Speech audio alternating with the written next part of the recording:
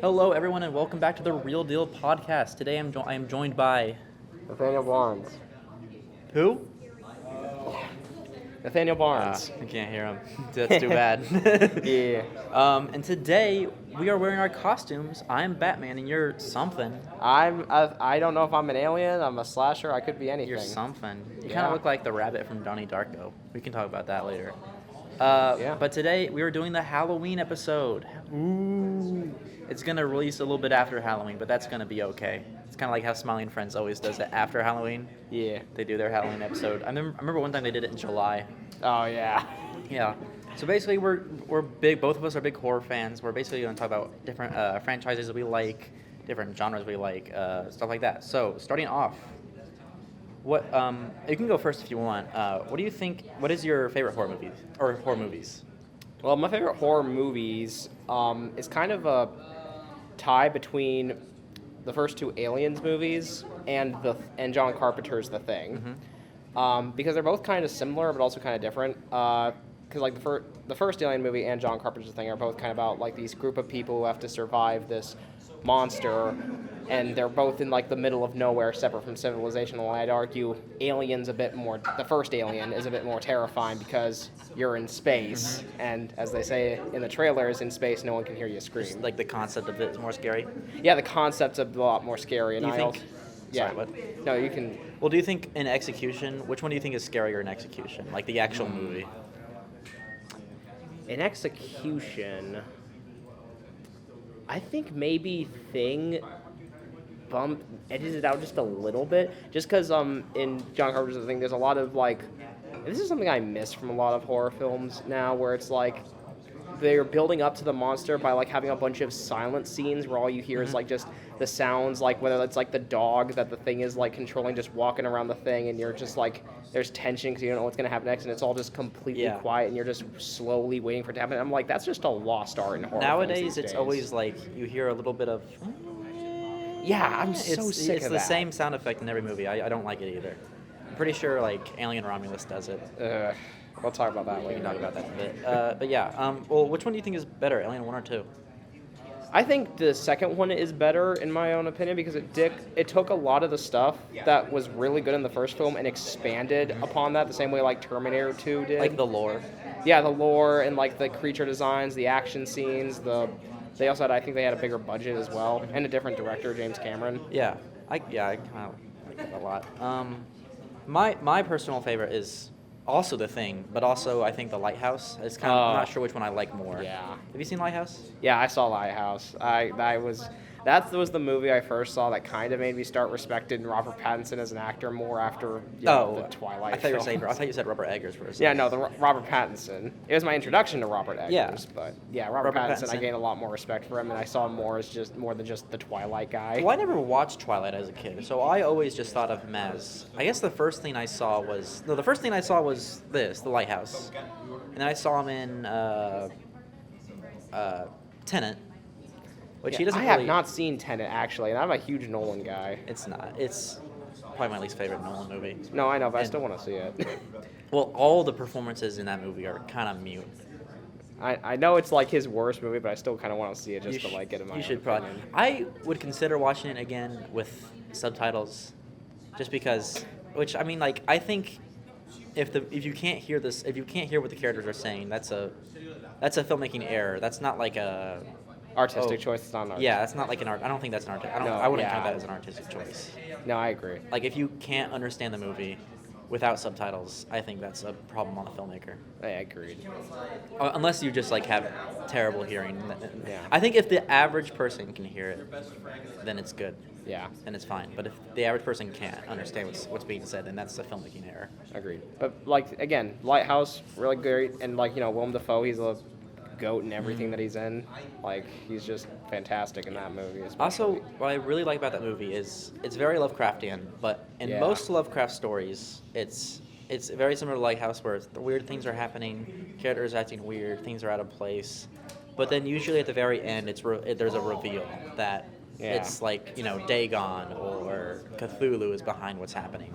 What I like about the Lighthouse is there's no reveal. So I have a there's- theory. You have a theory? I have a theory because he talks about how like he had like a lumberjack accident. They like worked. There was like an accident, like a lumber thing he worked at. I like to think, and I think that there was like a part in the film where he mentioned this too, that the whole thing like took place in his head as he's slowly dying out because the film ends with him on a shore with like seagulls eating his like guts out, and you can see logs like around the area he's at. So I think that's like a fever dream he has. I think it's like right a before fever he dream dies. as he's like dying out, as seagulls are like eating him and whatnot. I I think Willem Dafoe's character even like asks him a question like that in like a bit of a rhetorical sense when he earlier in the film too. Yeah, I don't know. I never really like intellectualized it like that. I always just kind of enjoy the movie for what it is. No, I understand that. I'm just saying that's just something to think about. Yeah, no. So yeah, we said The Lighthouse. We both think The Thing is our favorite. Oh yeah, which it's probably my favorite horror film in terms of practical effects too. It's so the effects are so great. Yeah, they need to bring back practical effects. Well, they kind of are coming back. They kind of are and they aren't. The thing is like my thing with like practical effects is like just because you use practical effects does not mean it's always going to look good. You can be practical and it can look crappy, Yeah. like Baby Yoda in The Mandalorian, or something like that, or Alien Romulus, which we'll get to. Okay. One of our producers just walked out of the building. I thought we were in trouble. He didn't like my opinion on Grogu's he just starts practical yelling at you. effects. You think, Baby Grogu, what's your biggest problem with Baby Grogu? Remember that? So remember in like the scene where like the Praetorian guards come in like the third season, and he's just like they like start getting him when he's in like the machine thing, and he like jumps out and he just starts waddling along the rail, and it's like it so looks like he's like being puppeteered by something Oscar because he's like just going. I vaguely remember a scene kind of like that. Yeah. And then there's like just other moments where he's walking alongside Mando, but he's like doing it like this, so it's so clearly, obviously a puppet. Okay, back to horror. No, sorry. So I wrote down something in the draft. What do you think is the most important horror movie, like in terms of like cultural impact? I'd say it would have to be like both the Alien movies and the first Predator film, even though Predator's technically like action horror, because like I think they really showed like just what you can do in the medium and how it can be more than just like slasher villains that are just in like a neighborhood killing people. You can do like aliens, you can do creatures, you can do like action and big explosions and like lots of practical stuff. Are you saying you can mix genres? Is more what you're saying? Yeah, I think that. Yeah. Because like I mean there was aliens before this. Like you ever seen what's it called? Invasion of the Body Snatchers? Oh, I've heard of that. I gotta still That's watch a good one. that. I've never seen the original from like the 50s, but I've seen the remake and it's really good. It's also like somehow PG. Even a lot of movies were somehow PG. Yeah, back yeah. then. I miss that. Did you miss that? Yeah. Okay.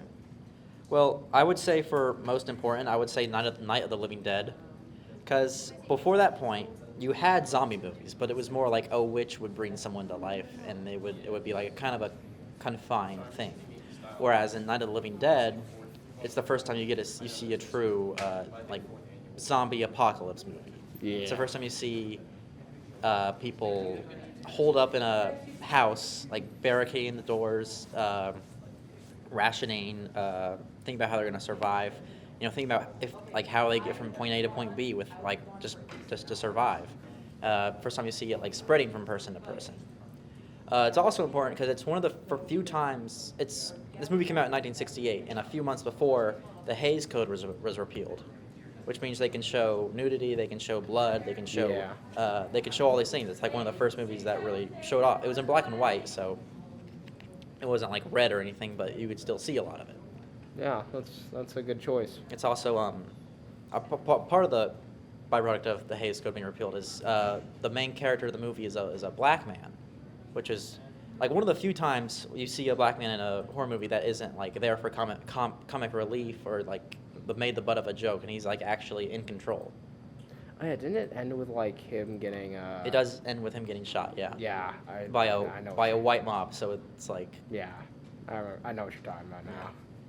Which I mean, my roommate hates that ending, but I love it for what it represents. Yeah. In the horror genre, in the just filmmaking in general, honestly. No, yeah, that's a really good choice for a film pick. Yeah. Well, So I've never been. What's your favorite genre? A subgenre within horror. I think the one I've been most exposed to, really. So I'm going off what I've been more exposed to. Probably like action horror. Action horror? That's like Predator and Aliens, and Alien? maybe even like the first Alien to an extent. To an extent. I'm trying to think what else is really like that.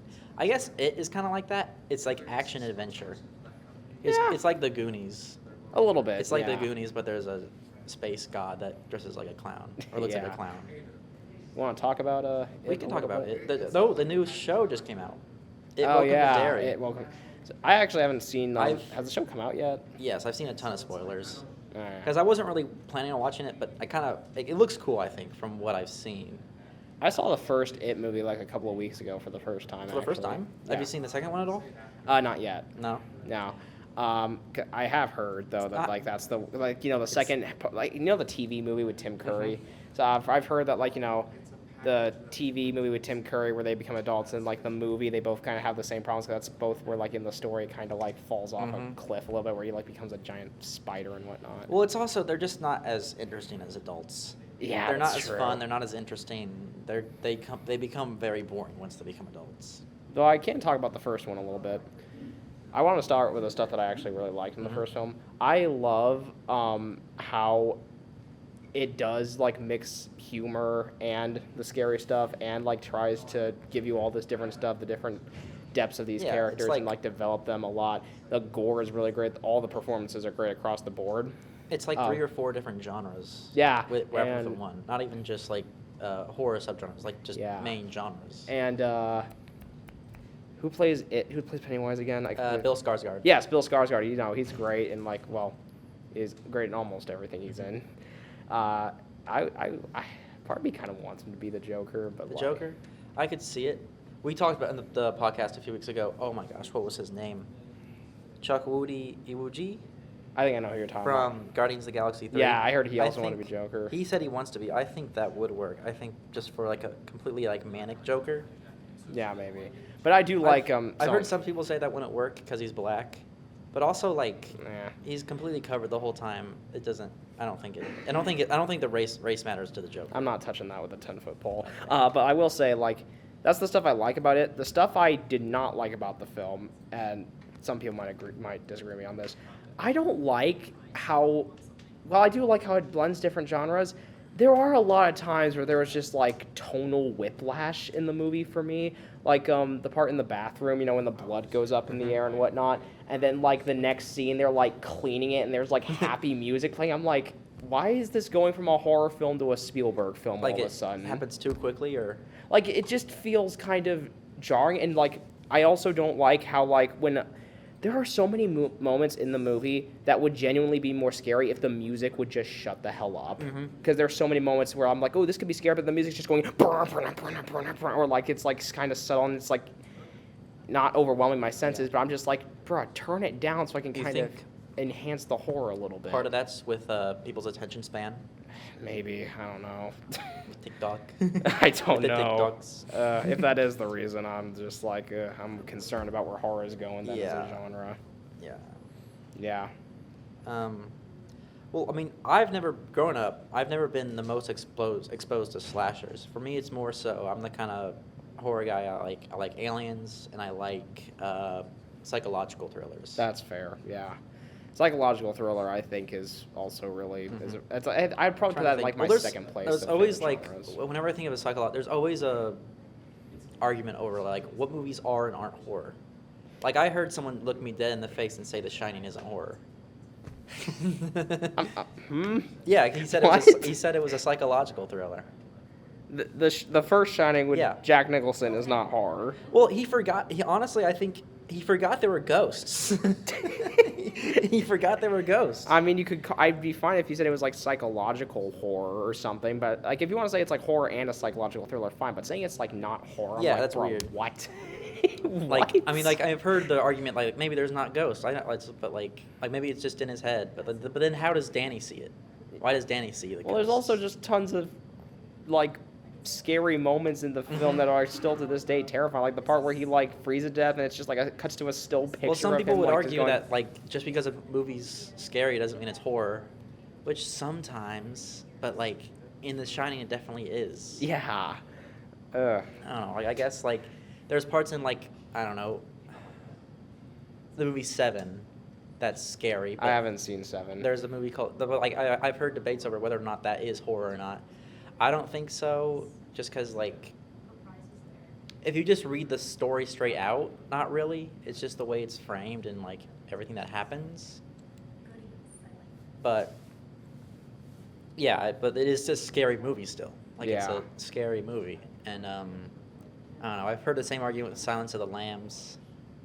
I'm like, I can kind of see how that wouldn't be It's like- considered a horror, but at the same time, it's like, really? It's like when you think of horror icons, like of course Hannibal. yeah, like, well, I've how also do you heard some not people see say like Hannibal the Lecter? show Hannibal or subsequent movies with Hannibal are horror, but Silence of the Lambs isn't.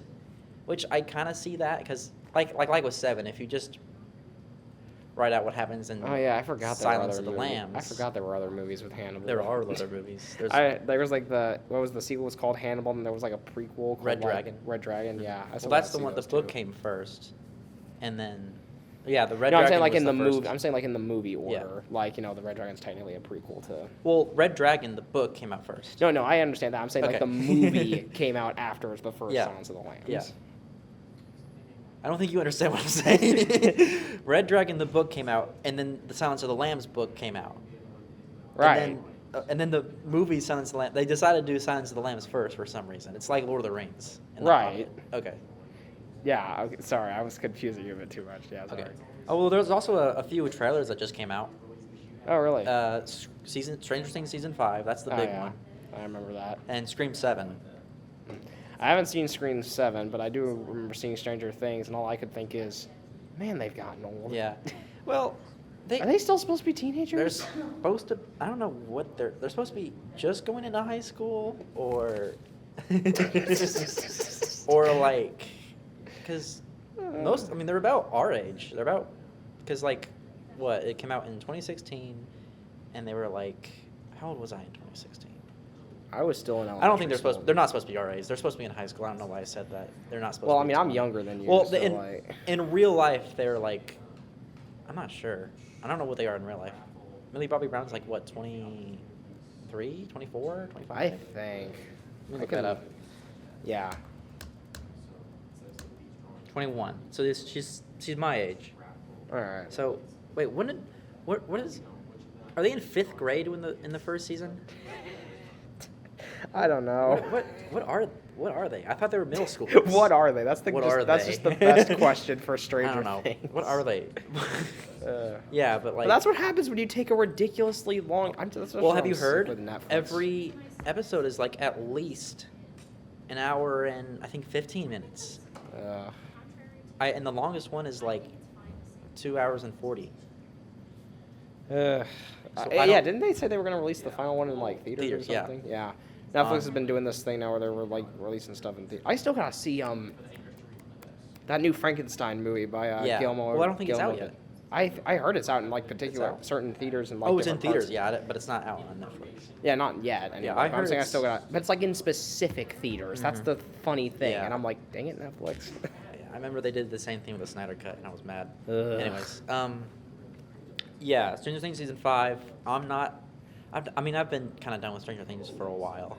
I jumped off after season 2. After season 2, I heard people say like, like from what I've heard, the general consensus is seasons 1 and 4 are good, 2 and 3 were not so good.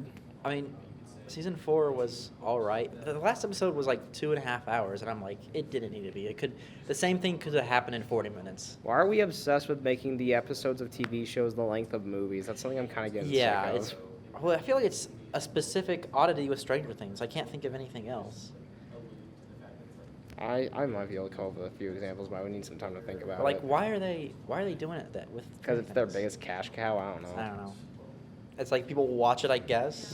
But like, it doesn't like. I'm thinking back to the last episode of Stranger Things season 4. Everything that happened, I feel like could have happened in like 40 minutes. Yeah. Maybe it's just looking at more commercials or advertisements. I don't More know. commercials. Like, because, they're Streaming. adding... Oh. Yeah, remember they add ads now Yeah. because streaming's I all could- oh like... my gosh, you have that's to pay a higher subscription cannot to get imagine. it without ads. Oh my lord. Yeah. Watching that 2.5-hour Stranger Things episode with ads. That would be evil. Yeah. I will say, no, tell me about Scream 7. Scream that 7? trailer. I haven't seen that yet. They're bringing back the original cast because they got rid of them for 5 and 6. Well, not all the original cast. Courtney Cox and I believe Dewey coming back. But like 5 and 6, it was like Jenna Ortega and Jack Quaid. I heard about and that. And they went to the city. They went to New York for a bit for the 6th one, and now they're bringing it back to the original town with the old cast. Yeah, I guess every franchise has to do that eventually. I've only seen the first one. But I mean, like, it seems like that's just something every franchise. I'm talking like just every franchise in movie history basically is doing that crap now. Mm-hmm. Hell, I Know What You Did Last Summer did that, didn't they? Yeah, well, it's just a straight remake. So it was a remake. I thought it was still a continuation of the. I thought it was just a straight remake. I've been hearing that it was like part of like a weird continuation where they forget. Yeah, kind of like how. Where they forget like the second or third one. Maybe kind of like how Jigsaw was kind of a reboot, but it still took place in like the Saw timeline. Yeah, or like Halloween. Yeah. Or the Chucky show. I can talk about Child's Play a little bit. He becomes president. We can talk about Chucky real quick, but we're almost out of time. Oh, we can talk about Chucky real quick. Yeah, I binged all the Chucky movies. That's something that, like, man, how do you go from starting out as just a killer doll that kills people to just becoming president? He becomes president in the 3rd season. Christ. Yeah, that series is crazy. Well, they had this thing, they were going on for a little bit with the original timeline, the original series, and then they randomly had a reboot. Like the movie before the reboot ended on a cliffhanger. Yeah. And they were like, we're just gonna do a reboot now because like Cult of Chucky was like the 7th one, released on DVD. Apparently they tried getting the original cast to come back for the reboot, but they all basically just told them to screw off. Because they were mad because they had come back for like almost everything. Like Andy, the kid who played Andy, had come back for the 7th movie as an adult, and they were trying to get him back as in the reboot, like just for like a cameo or something. He was like, no. Yeah, and then they tried going for like Jennifer, like Tilly, and like Brad Dourif, but they were both just like, get off our asses. Yeah. Now. I don't know. I just find that funny. Yeah. Well, that's about enough. All the time we have today. It's nice having you on. Thank you. If you enjoyed this podcast, check us out next Thursday for our next podcast. Check us out on TikTok, Spotify, Instagram, and we will see you on the next time on The Real Deal. Bye.